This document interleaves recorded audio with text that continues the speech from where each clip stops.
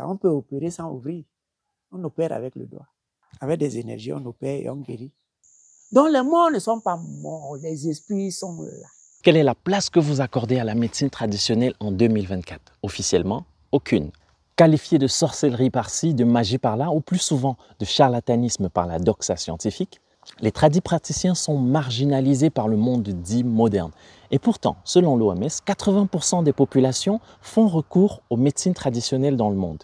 Nous sommes au Cameroun et nous sommes allés à la rencontre d'une des sommités de la médecine traditionnelle, le docteur Amos Kana.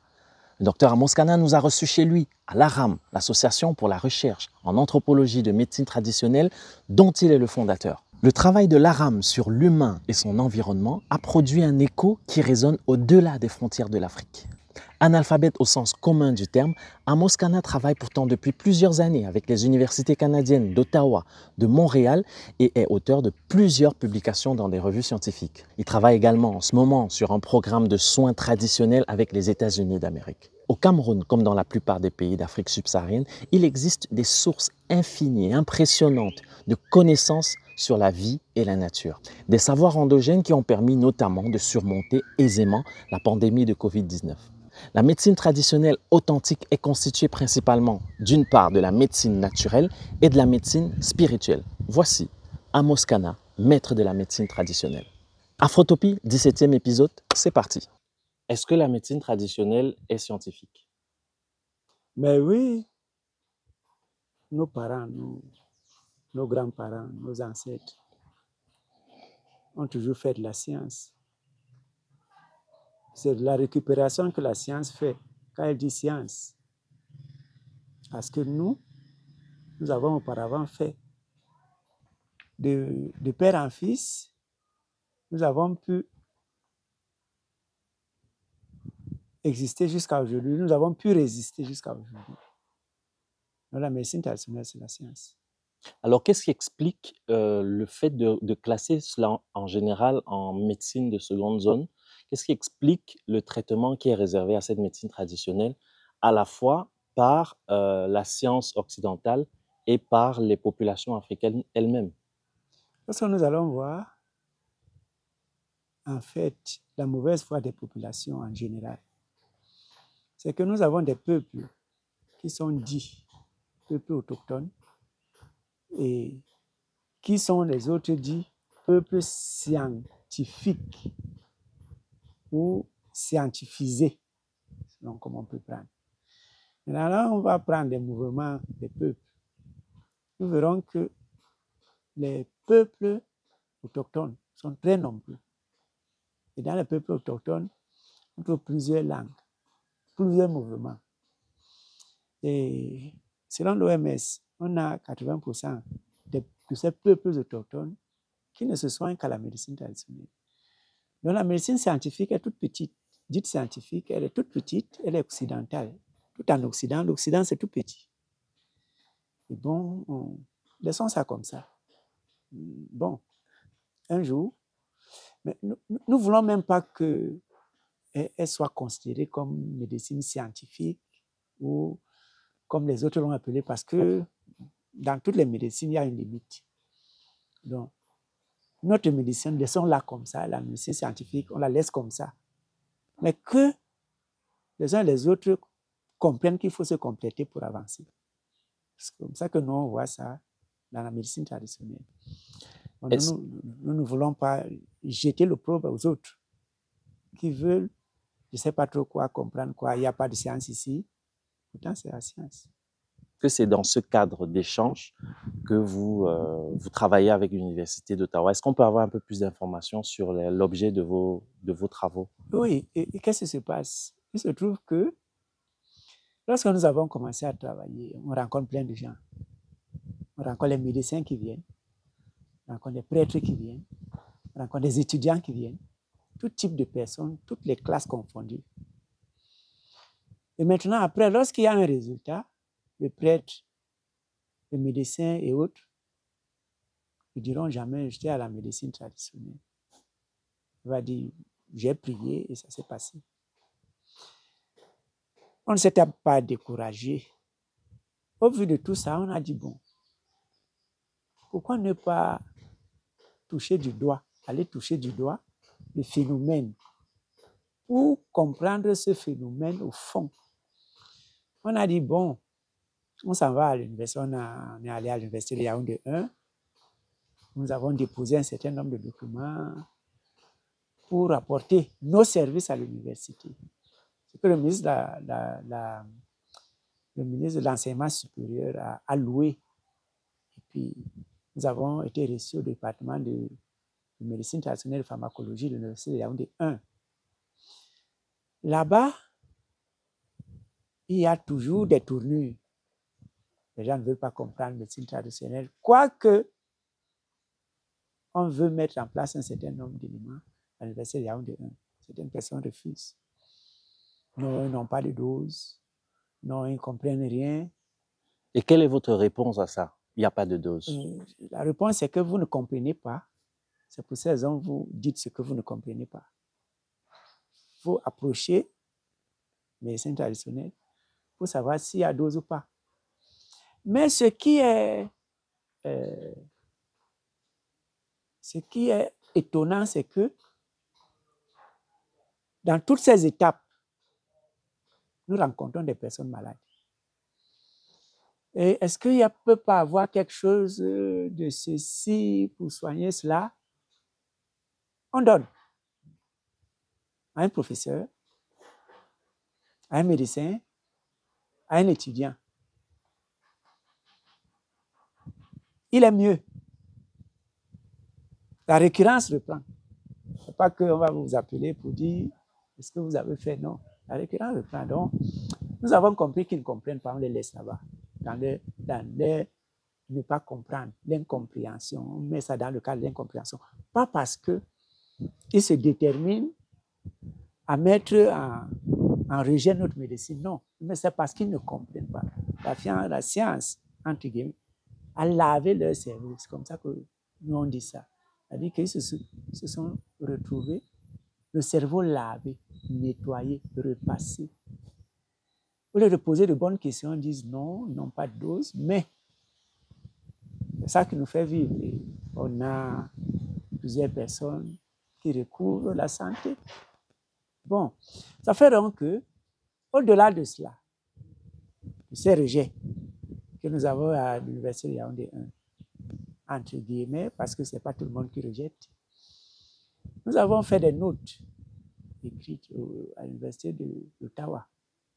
Et puis nous sommes tombés au département d'anthropologie, sociologie et anthropologie de l'université d'Ottawa, qui nous ont répondu. Et très vite, ils sont venus. Ils sont venus d'abord 3 personnes pour voir dans quel cadre nous vivons, dans quel cadre nous travaillons, comment est-ce que nous nous exprimons médicinalement parlant. Ils sont restés pendant 1 mois. On allait en forêt, on a reboisé plus de 24 hectares de forêt, ils sont venus visiter. Nous avons reboisé plus de 24 hectares de forêt justement parce que la matière première médicinale est en perdition, c'est-à-dire qu'en régression, on coupe les forêts. Alors nous avons replanté les forêts pour avoir la médecine traditionnelle de fond. Parce que sans forêt, il n'y a pas de médecine traditionnelle. Ce n'est pas de la magie. Ce n'est pas un tour de passe-passe. Sans plantes, il n'y a pas de médecine traditionnelle. Donc maintenant, pour avoir des plantes, on allait à des kilomètres. On n'a plus voulu faire ça, on a reboisé. Donc, ces responsables de l'Université d'Ottawa sont arrivés. On a passé un mois, plusieurs jours. Ils sont repartis avec beaucoup d'ambition. Revenir avec les étudiants. Mais ils nous ont dit, nous voulons revenir avec des étudiants, mais avec des étudiants qui sont favorables à la médecine traditionnelle. On a dit non. Si vous venez avec des étudiants qui sont favorables à la médecine traditionnelle, ça veut dire que vous aussi, vous ne comprenez pas. Il faut venir avec ceux qui ne comprennent pas, ceux qui sont sceptiques.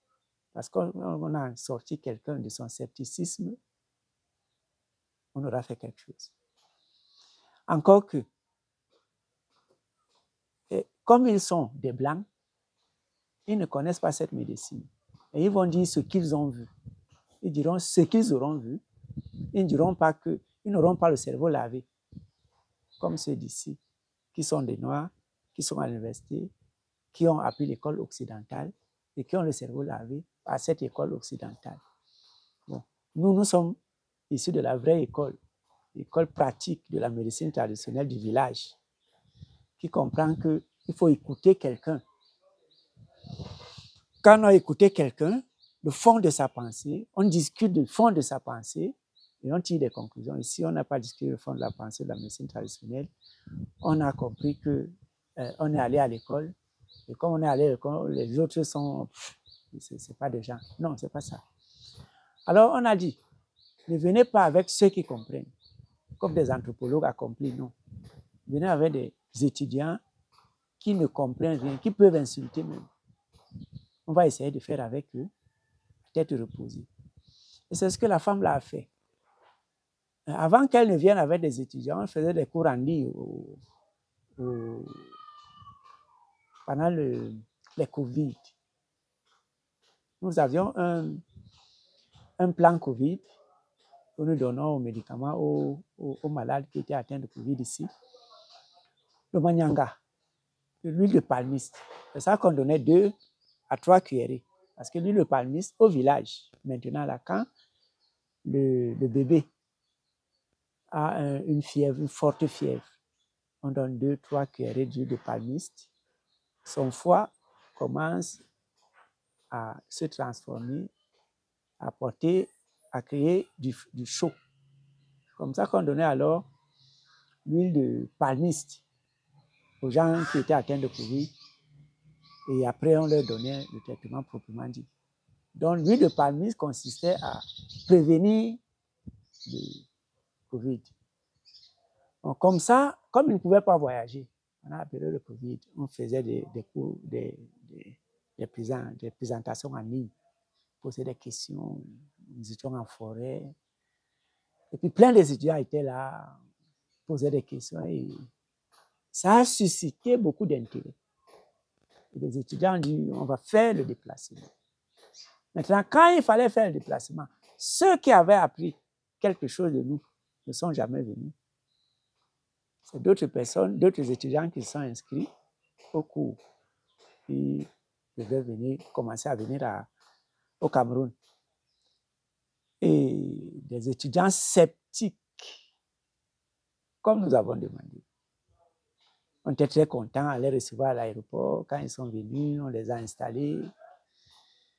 On a dit, bon, ici, vous êtes chez l'ARAM, l'Association brésilienne entreprise de médecine traditionnelle. On ne va pas au restaurant, on mange maison. On se lave maison. On dort maison. On ne demande rien à quelqu'un. Si vous voulez boire quelque chose, on va du vin de palme. Si vous voulez boire de la bière, vous demandez, on va vous trouver de la bière. Mais on ne sort pas. Tout le monde était d'accord. Et comme ils étaient sceptiques, des étudiants, des jeunes qui ont le sang chaud, ils voulaient aller ici, ça et là. Et on les accompagnait, dans tous les cas. On accompagnait les étudiants qui voulaient voir le quartier, qui voulaient voir la ville, qui revenaient. Et on les soignait en même temps. Nous aussi, on étudiait leur comportement. Et au cas par cas, on disait à tel, on va vous prendre demain, à tel autre, on va prendre après-demain, à tel autre, on va prendre tel. On a pris rendez-vous et chacun, à l'intervalle de 1 jour de celui-là, on allait en forêt, posait des questions. Ils voulaient comprendre. Quand ils n'ont pas compris, ils voulaient encore comprendre. Ils étaient malades, mais ils ne se sentaient pas malades. Mais après, ils se sentaient ne plus avoir ce qu'ils avaient auparavant. Ils se disaient, mais on était malades, mais on ne savait pas. Comment ça se passe que je n'ai plus, je ne me ressens plus, je ne suis plus comme j'étais avant. Auparavant, je pesais, par exemple. Mon corps était alourdi. Maintenant, je me sens si légère pour les filles. Comment je ne comprends pas. Mais un jour, pendant qu'on était en forêt, la nuit est tombée, on est reparti à la maison. La nuit, on a mis des lits picots. Il y a une étudiante qui ne pouvait pas dormir en hauteur. Elle a eu des vertiges et puis elle ne pouvait pas dormir. Elle prenait toujours des cachets pour dormir. On lui a fait la technique de 2 doigts. Et elle a dormi profondément. Parce que elle avait changé de méthode d'alimentation. Donc la technique de 2 doigts a pris avec l'alimentation qu'elle prenait auparavant. Et elle m'a posé la question, quand elle rentrait, je veux continuer à prendre le médicament, ou alors comment est-ce que je vais faire pour que je continue à dormir sans avoir pris le médicament. Et maintenant, ils avaient, la majorité avec des maladies, je ne sais pas comment on appelle ça, mais ça a des blessures sous les doigts, qui est créée par des chaussures. Et qu'il y en a qui avaient ça 3 ans auparavant. 3 ans. Et puis un jour, et puis ce soir-là, il y a une qui se grattait les pieds, qui se grattait. Il y a quoi? Tu ne dors pas? Non, je me gratte les pieds. Ouais, pourquoi tu n'as pas dit ça? Un jour, on est allé en forêt, tout à côté de la maison. On a cueilli une herbe, on l'a écrasée à la pierre, on a appliqué. Le lendemain, la blessure était partie. La fille est presque devenue folle. La sceptique est presque devenue folle. Ça, je ne comprends pas. J'ai soigné ça pendant plus de 3 ans. Ça n'a pas marché. Comment tu as fait? Je veux savoir. Mais on a cueilli ça, on a mis. C'est ça qu'on a cueilli, on a mis. Et puis c'est parti. C'est tout. C'est ce qu'on a fait. Les langues ont commencé à se délier. Et en même temps, comme ils étaient accompagnés par le professeur Julie Laplante, qui devait, parce que c'était un cours, ils sont venus dans le cadre d'un cours, ils ont des termes universitaires que je ne connais pas beaucoup, et on devait les noter. C'est en fonction de leur ressenti, de leur travail, de leur rapport, que je les notais, on les prenait, une personne par une. Au terme des travaux, chacun des étudiants était favorable à la médecine traditionnelle. Des sceptiques auparavant, qui, à la maison, on dit, nous avons un médecin de famille, nous ne connaissons pas la médecine traditionnelle, nous n'avons jamais mangé africain, nous n'avons jamais dormi en Afrique. Tous, ou presque, la majorité dans tous les cas. Il y avait un garçon qui n'était pas favorable parce que lui disait, je gronde les gens. Je dis, mais oui, je dois gronder quand on ne marche pas. Quand on ne marche pas, on prétend que tu es fou. On te met à ta place. Voilà. C'est ça. Bon. Maintenant, mais tous les autres, il y en a qui ont fait des poèmes, il y en a qui revenaient pour une consultation privée. Tous sont devenus favorables à la médecine traditionnelle. Parce que maintenant, la médecine traditionnelle a 2 pans. La médecine traditionnelle spirituelle et la médecine traditionnelle naturelle. Justement, on cueille une plante, on te donne. Mais maintenant, c'est celle spirituelle qui peut accompagner celle naturelle. Maintenant, les gens voulaient comprendre, à partir de leur vie, la vie de leur maman, de leur papa, de leur frère, de leur soeur, tout ça, on pouvait leur apporter des éclairages par rapport à ce qu'ils voulaient comprendre. Et maintenant, quand on n'a pas compris, on taxe ça de sorcellerie, de magie, de superstition et de tout ça. Moi, je dis merci.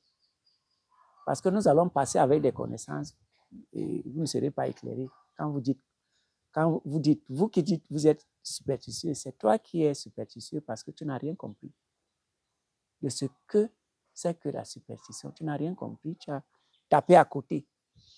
Donc, il faut continuer à taxer ce que vous ne comprenez pas, de ce que vous voulez que les gens comprennent, alors que ce n'est pas ça. Bon, mais maintenant, si vous voulez comprendre, rapprochez-vous, venez. Asseyez-vous. On se met au travail, on dit, bon, pour un type de maladie, on pose 2 médecins, ou 3, ou 4, ou 10, on pose 10 praticiens. C'est tout. On demande les résultats. Que ce soit en Afrique ou en Occident. Que ce soit par chirurgie ou non. Parce qu'on peut,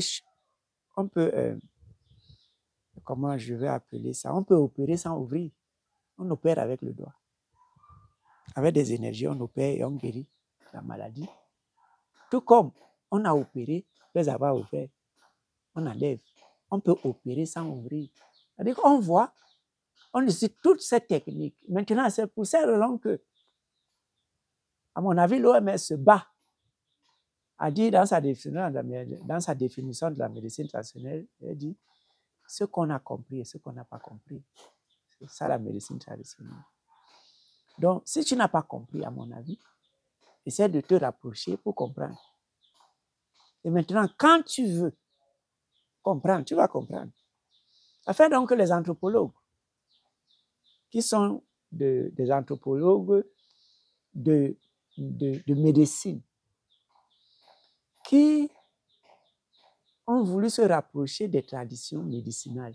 Parce qu'on a les traditions, hein. On a les traditions culinaires, on a les traditions de danse, de vestimentaire et tout ça. Maintenant, ceux qui se sont mis à travailler avec les traditions médicinales comprennent que la profondeur de ce qui est médicinal n'est pas révélée à qui veut l'entendre ou à qui veut voir. Et je répète que ce n'est pas la sorcellerie. Le terme sorcellerie est, à mon avis, dit des gens parce qu'ils veulent se faire voir. Vraiment, c'est de la sorcellerie. Bon. Est-ce qu'on peut parler du terme mystique? Oui, enfin. Mais tout est mystique. Tout. La compréhension de la vie est mystique. Tout est mystique, mais il ne faut pas tout mystifier. C'est-à-dire, mystifier et mystique, c'est deux choses. C'est-à-dire qu'il ne faut pas mystifier le mystique. Donc, tu ne sais pas ce que c'est, mais tu veux mystifier.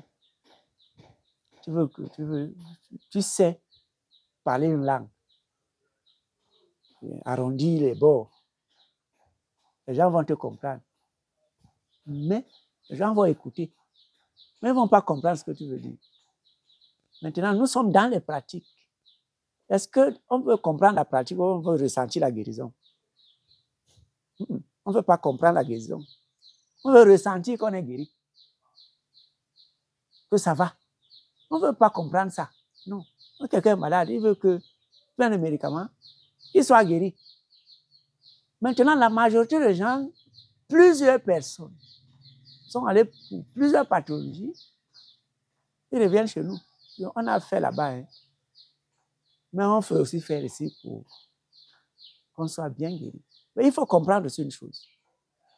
Tous les médicaments de la médecine moderne ne sont pas fabriqués ici. Donc, ça ne tient pas compte d'un certain nombre d'éléments, comme la nature qui existe ici.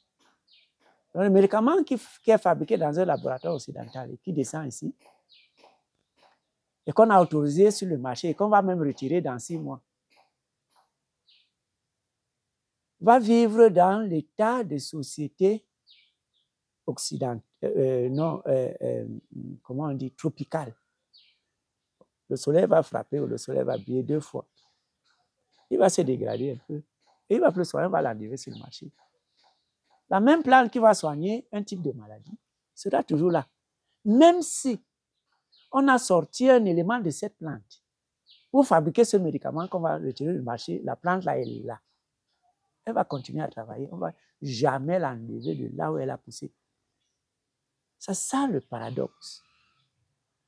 Donc soigner, c'est quelque chose de fondamental. Hein? Quand ces étudiants-là sont arrivés, les étudiants étaient malades. Ils ne savaient pas qu'ils sont malades. Les étudiants sont rentrés, pas comme ils sont venus. On ne leur a pas fait écrire les rapports. Ils ont écrit leurs rapports qu'ils ont donnés à leurs professeurs. Et quelques temps après, on nous a invités au centenaire de l'ACFAS, qui regroupait 3 universités, l'Université de Montréal, le HEC, l'Université de commerce de Montréal et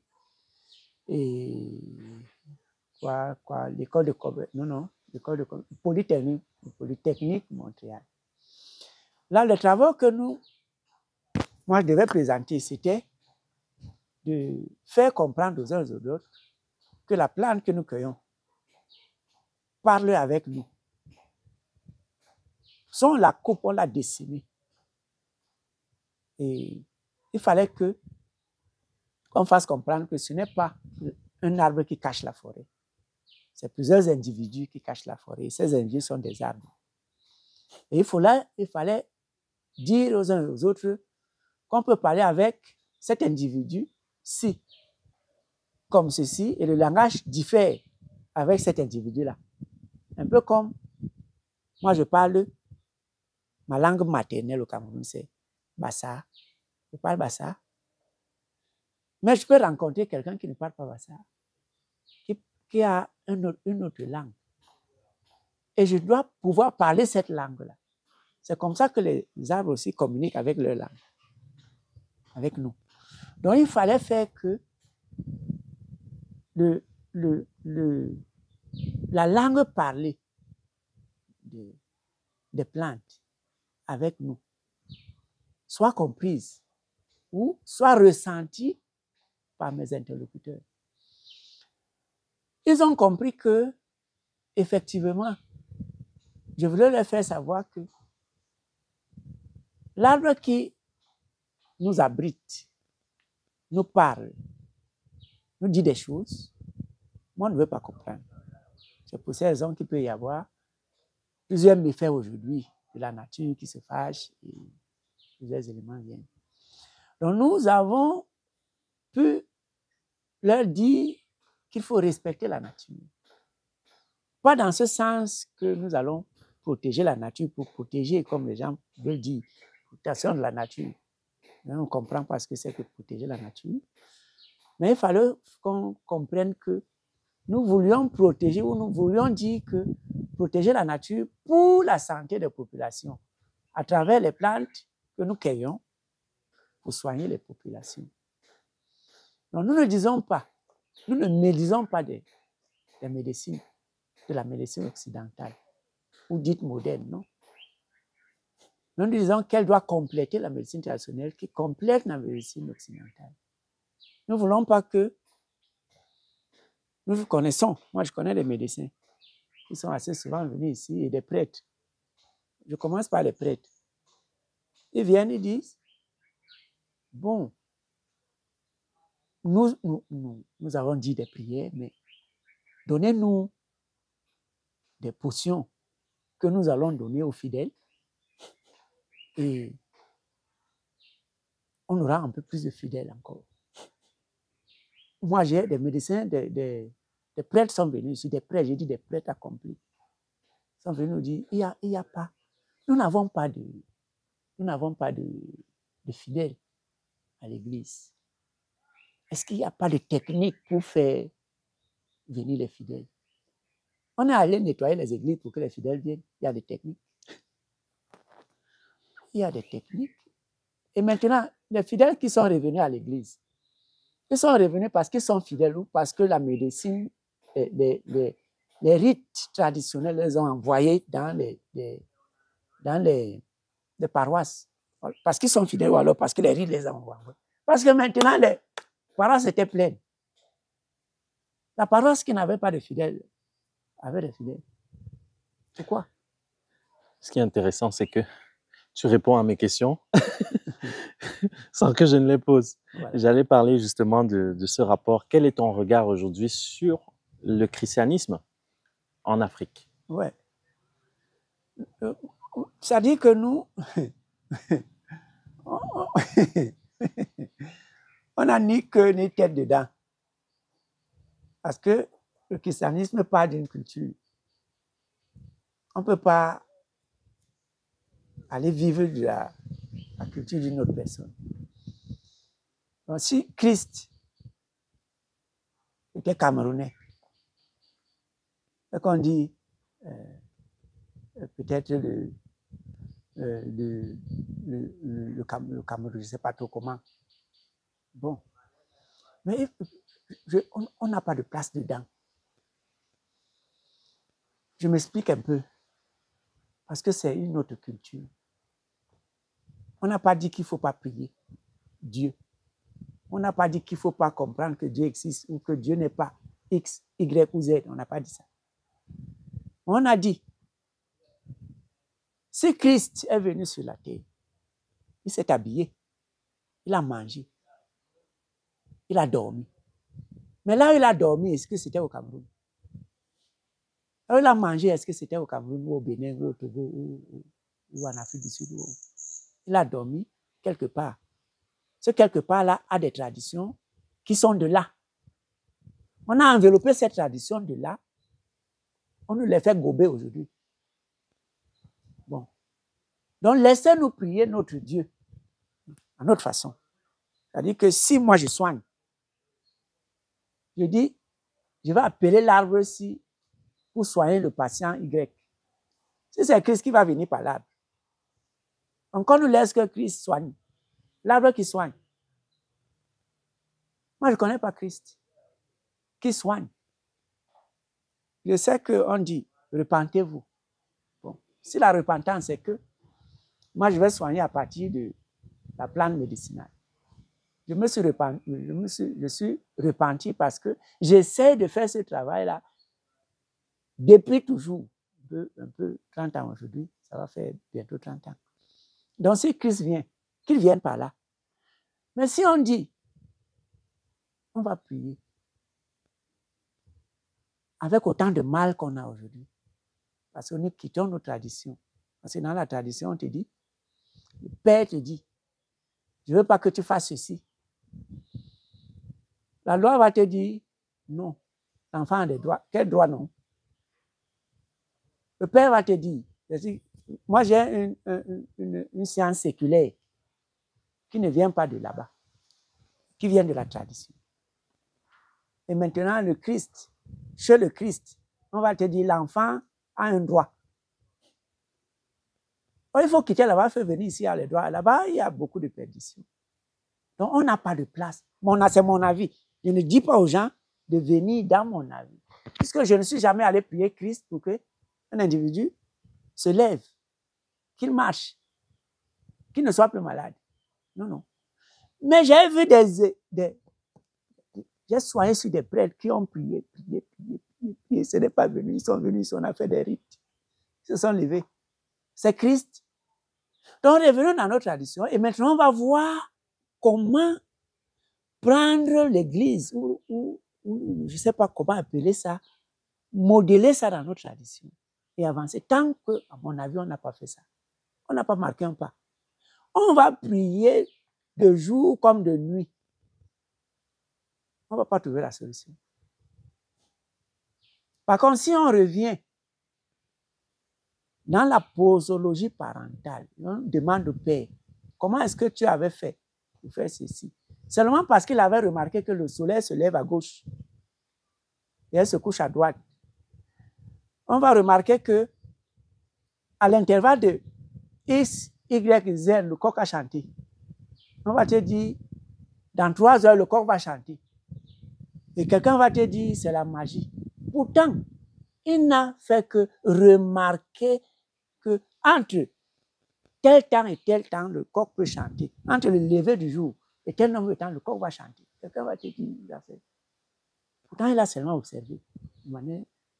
Donc, le Christ, c'est bon.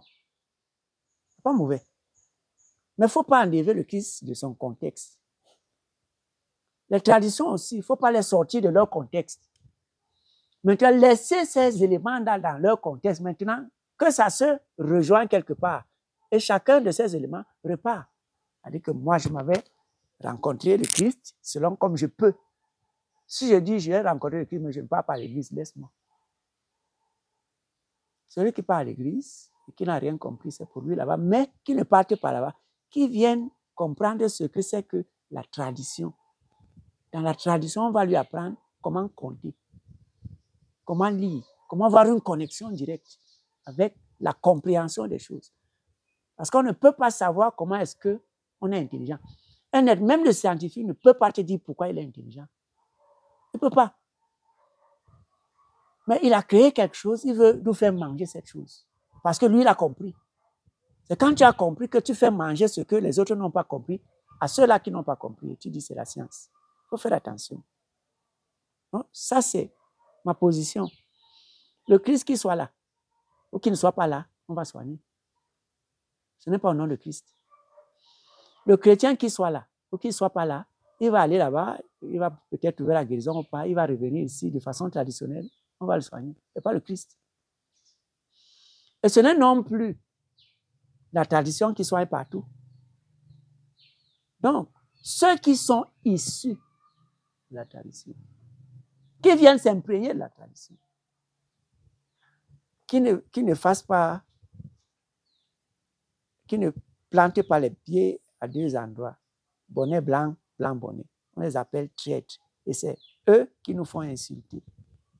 C'est eux qui ouvrent la page aux gens qui disent c'est la sorcellerie, c'est la magie. Parce qu'officiellement, ils se frappent à la main à la poitrine et disent moi je suis traditionnaliste, moi je suis ceci, cela. Parce qu'ils ne mangent même pas leur repas, ils ne veulent même pas qu'on comprenne, ils ne veulent même pas parler leur langue maternelle. C'est grave. Très grave. Maintenant, comment est-ce que nous allons marquer un pas? Tu parles français, tu parles anglais. Parler ta langue maternelle te dépasse. Oh, c'est grave. Mais maintenant, lorsque tu ne sais pas parler ta langue maternelle, tu ne dois pas soigner.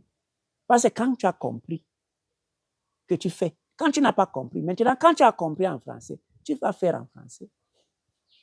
Donc, quand tu as compris maintenant en ta langue maternelle, tu vas faire en ta langue maternelle. Donc, venez d'abord apprendre la langue maternelle pour comprendre Christ. Si tu vas comprendre Christ de la même façon que je comprends, ce sera différent. Très, très différent.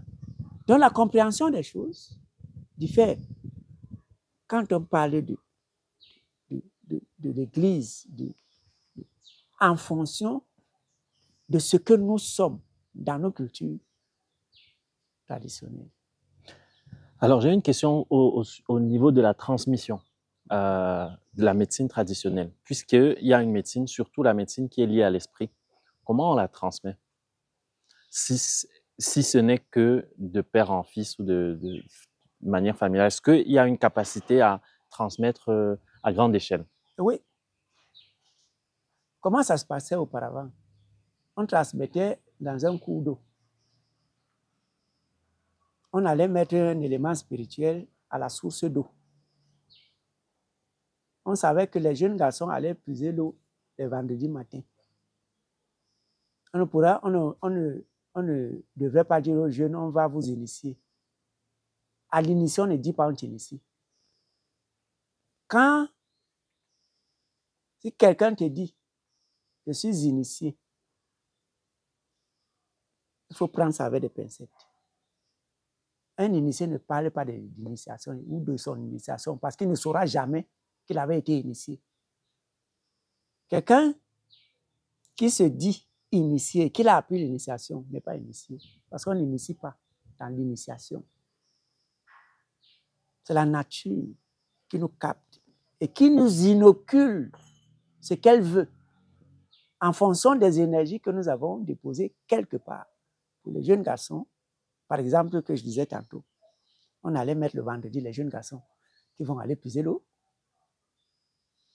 Celui qui est initié, qui ne voudrait pas que sa technique se perde, s'en va.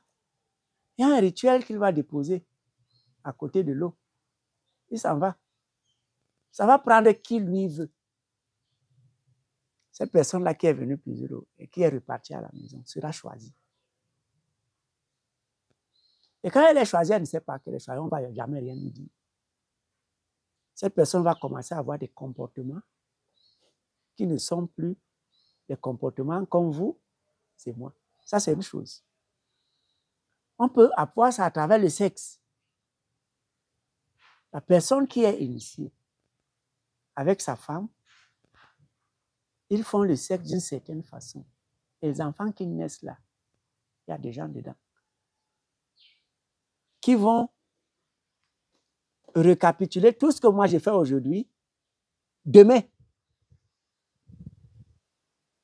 Mais en s'adaptant à ce demain. Donc, on ne reste pas. C'est-à-dire que si aujourd'hui, on vit des temps de 2024, quelqu'un qui avait vécu en 1800 va vivre les mêmes éléments aujourd'hui, mais ces éléments-là seront revus au temps de 2024. C'est-à-dire qu'on vit les éléments qu'on avait vus en 1700. On les a eus en 1800, mais de façon changée. On a eu ça en 1900, de façon changée. On a ça en 2000, de façon changée. Ça fait des mises à jour, comme on dit, de façon technique. Donc, ces éléments-là vont toujours être à la page. Donc, ça ne se perd pas. Même si on fait comment, même si on lave le cerveau de tout le monde comment, on va trouver dans les populations autochtones, surtout des populations autochtones, des personnes là-bas qui sont authentiques. Ça ne se perd pas. Ça se remplace, ça se développe au sein des mêmes communautés. Ça fait donc que l'initiation, proprement dit, qui est établie sur un individu. Si moi je veux initier quelqu'un, je ne vais jamais te dire, viens, je vais t'initier. Jamais. Je vais déposer ça quelque part, tu vas choper ça, tu t'en vas. Tout comme j'ai chopé ça quelque part, je n'ai jamais appris, quoi que ce soit à l'école. Je ne suis jamais allé à l'école. J'ai commencé à parler comme je parle. J'ai commencé à soigner comme je soigne. Parce que j'ai chopé ça quelque part. Je me suis levé un matin, je me suis mis à, comme un jeu à travailler, et les gens guérissaient. Bon, maintenant on va dire quoi? Il y a des gens comme ça, comme moi sur la terre, plusieurs endroits de la terre. J'ai rencontré des gens qui sont comme moi. Donc tout n'est pas parti de l'école, comme on dit, l'école. Non? Mais est-ce que c'est possible, un exemple simple, Ouais. qu'un Allemand arrive ici et reçoive cette initiation? Oui, mais on ne va pas lui dire on va t'initier, c'est son. Puisque cet Allemand, par exemple, qui a déjà un certain âge, il a plus de 25 ans, supposons, il a plus de 25 ans, il ne peut plus avoir des éléments d'un enfant de 10 ans, de 5 ans, de 7 ans, de 2 ans. Donc, on va lui donner, on va poser sur lui des germes que lui va transmettre à sa femme, qui va faire un bébé qui va faire ça. Ce ne sera pas lui. C'est ça la technique. C'est que moi, je ne peux plus donner à un étudiant de 25 ans. Je veux lui apprendre certaines techniques. Mais le fondamental, il ne peut plus avoir. Il doit avoir 5 ans, 6 ans, 7 ans, 10 ans au maximum. Il grandit dedans. Il ne pourra plus être, on ne pourra plus le nettoyer son cerveau. Ce sera impossible. Parce que maintenant, pour que tu nettoies mon cerveau, c'est difficile. C'est presque pas possible. Sauf si on m'a pris, on m'a incarcéré, on m'a fait boire certaines choses et tout ça. Mais ce n'est pas la même chose. Voilà. Qu'est-ce qui t'a motivé à créer la RAM? Très bonne question. Très, très bonne question. Je m'étais rendu compte que j'étais insulté. Et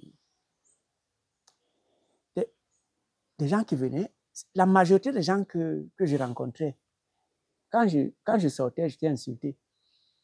Et maintenant, la majorité des gens que je rencontrais, c'était des étudiants malades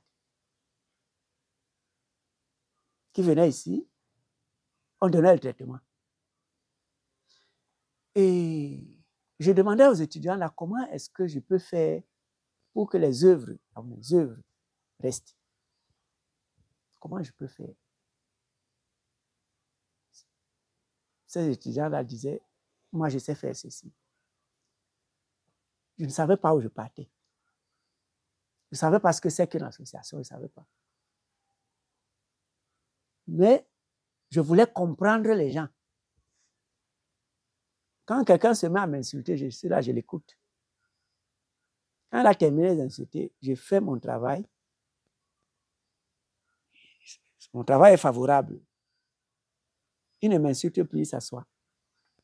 Il dit, je peux t'aider à faire quoi? C'est comme ça que j'ai commencé à poser des questions. Et puis un jour, un avocat, je lui pose la question de savoir comment est-ce que je peux faire pour que les travaux que je fais restent. Il me dit, tu peux créer une association. Je lui demande, l'association, c'est quoi? Est-ce que c'est les tontines du quartier? Il me dit, non, c'est des formes d'entreprise. Et je lui dis, ça commence à être intéressant. Comment est-ce qu'on gère ces entreprises? Il me dit, c'est le préfet qui il m'a donné. Le jour d'après, il revient. Quand on termine les soins, je dis, mais j'aimerais créer une association. Mais je ne sais pas comment c'est. Il me dit, bon, nous allons faire ça. Et je lui dis, bon, on va appeler ça Association pour la recherche. Et puis lui, il répond en anthropologie de médecine traditionnelle. Je dis, retiens ça comme ça. Association pour la recherche, lui dit, en anthropologie de médecine traditionnelle. Dans les traditions, il y a la science. Et cette science, c'est la connaissance de ce que nous sommes, de ce que nous pensons, de ce que nous mangeons, de tout ce que nous sommes. Ça ne vient pas d'ailleurs, c'est ici, c'est endogène. Ce n'est pas exogène, c'est endogène. Moi, je suis un élément, je suis pas nomade. Je me suis sédentarisé. Et maintenant, je m'en vais ailleurs pour dire aux gens, chez nous, c'est comme ça qu'on mange. Chez nous, c'est comme ça qu'on se soigne. Chez nous, c'est comme ça qu'on danse. Chez nous, c'est comme ça qu'on vit. Parce qu'on en a marre que chez vous, c'est comme ça qu'on s'habille. Quand même. Bon, c'est un peu ça. J'ai deux dernières questions sur la place de l'esprit dans votre travail. Ouais. Et parlant d'esprit, question très simple. Est-ce que dans vos traditions, les morts sont morts? Dans aucune tradition, les morts ne sont morts. On n'a jamais dit feu Jésus. Vous avez entendu ça où? On n'a jamais dit feu Abraham. On n'a jamais dit feu Isaac. Dans aucune tradition, les morts ne sont morts. Dans aucune tradition, on n'a jamais dit feu pape. On va dire sa sainteté. On a canonisé. Pourquoi ici on canonise? Là-bas, c'est feu. Les morts ne sont pas morts. Ils vivent avec nous, ils sont là. Si on dit Abraham, je vais aussi appeler mon père, père à son âme, Nyung, parce que c'est ça mon père. Voilà. Je ne vais jamais dire feu Nyung, qui est mon père. Je vais dire Nyung, c'est mon père. Il est là, à côté de moi. Parce que tu n'as jamais dit feu Jésus, qui est à côté de toi. En même temps, tu dis Jésus est mort. En même temps, tu dis il a ressuscité. En même temps, tu dis ton père, il est mort, non? En même temps, tu dis c'était Abraham. Finalement, tu veux quoi? Quand moi, je te dis je vis avec mon père, toi, tu me dis tu vis avec Abraham.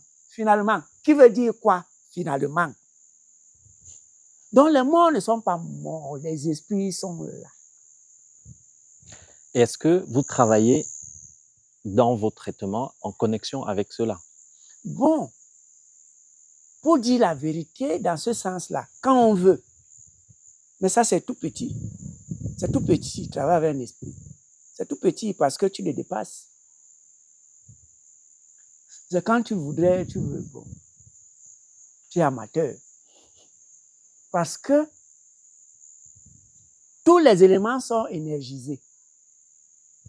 Et nous, on dépasse les éléments. Tu prends l'air et tu prends la feuille qui balance dans l'air, que tu transformes comme tu veux, tu donnes un indice. Ce n'est pas l'esprit. Par contre, l'esprit peut te faire révéler parce que tu as oublié une technique.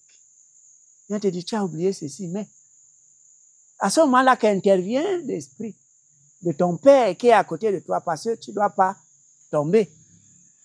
Il doit t'aider, mais tu ne dois pas compter sur l'esprit de ton père pour avancer. Tu dois être déterminé à utiliser les éléments de la nature pour avancer. Et maintenant, quand tu veux, ou alors, quand tu veux mal les utiliser, ou tu as oublié de mettre quelque chose à mes ailes, à ce moment-là, celui qui t'accompagne, qui est un esprit de ton père, de ta mère, de ton frère, de ton fils, entre guillemets, parce que le fils n'est souvent pas là. On ne peut pas décéder avant notre... Mais ça peut être un neveu, je ne sais pas tout quoi. Ça peut te dire non, ne fais pas ça. C'est pour ça qu'ils ont dit, les morts ne sont pas morts. Les morts ne sont pas morts. On vit avec des esprits. Mais, travailler avec des esprits, prenons ça. On pose à côté. Parce que tous les esprits ne sont pas sains. Dans les esprits, il y en a qui sont malsains. Il y a des esprits qui sont aussi sains. C'est de double face, comme on voit les humains, il y a un mauvais et il y a un bon. Donc, tous les humains ne sont pas comme vous et moi. Il y en a qui sont tordus. Donc, on ne peut donc pas prendre sa valeur qu'on donne à un esprit malsain. Il va te coincer. On ne veut pas compter sur les esprits. Mais qui vivent à côté de nous, à qui on donne à manger tous les jours, on fait ceci, on fait cela. Un peu comme on donne aux saints. On donne à Jésus, on donne à Abraham, on donne à ceci, on donne à... Je prends Jésus, Abraham, tout ça parce que c'est inscrit quelque part. Mais il n'est jamais inscrit dans ce quelque part feu, feu, feu, feu, feu. Jamais. Ici, on veut dire feu, feu, feu. Donc comme mon père est mort, il est mort, non? Il n'est pas mort. Il est là. Donc moi, je ne vais jamais mourir. Parce que je vais accompagner mes enfants. Qui ne sont pas seulement mes enfants, parce que je les ai mis au monde. Mais qui sont mes enfants parce que vous aussi, vous êtes mon enfant. Parce que le monde doit s'élever, pas seulement avec mes enfants biologiques. Parce que mon père qui est décédé. Mais comme il est esprit maintenant, il va aussi aider d'autres personnes dans les autres familles. C'est comme ça que je peux répondre à cette question. Ok, la dernière question. Quel conseil vous donnez, quel conseil, à partir d'où vous êtes, de votre expérience et de votre travail, quel conseil vous donnez à l'humain? C'est qu'il faut qu'il s'écoute. Le principal conseil que je donne à l'humain, c'est qu'il doit s'écouter. Qu'il ne doit pas se précipiter. Tout le monde aujourd'hui, tout le monde ou presque, veut l'argent. Il y a un jargon qui est dans la ville et partout. Quand on s'en va, on se promène. Je vais chercher l'argent, je veux l'argent, je vais chercher l'argent, je veux l'argent, je vais chercher l'argent. Même si tu vends la merde, tu vas avoir l'argent. Même si, je ne sais pas, tu veux avoir l'argent, non. Il faut apprendre à rendre service. Et maintenant, de ce service, il te sera rendu quelque chose de valable. qui peut être l'argent? Donc, il faut se comprendre, il faut s'écouter, il faut écouter. Il faut lire les autres. Il ne faut pas se précipiter à. Sinon, on va tomber avec la tête. C'est tout ce que je peux dire à quelqu'un qui veut marquer un pas. Qu'il s'écoute lui-même. Et quand il va s'écouter, il va comprendre, causer du tort à l'autre n'est pas formidable. Ce n'est pas décent. C'est dangereux. C'est tout ce que je peux donner comme conseil. Merci beaucoup. Merci.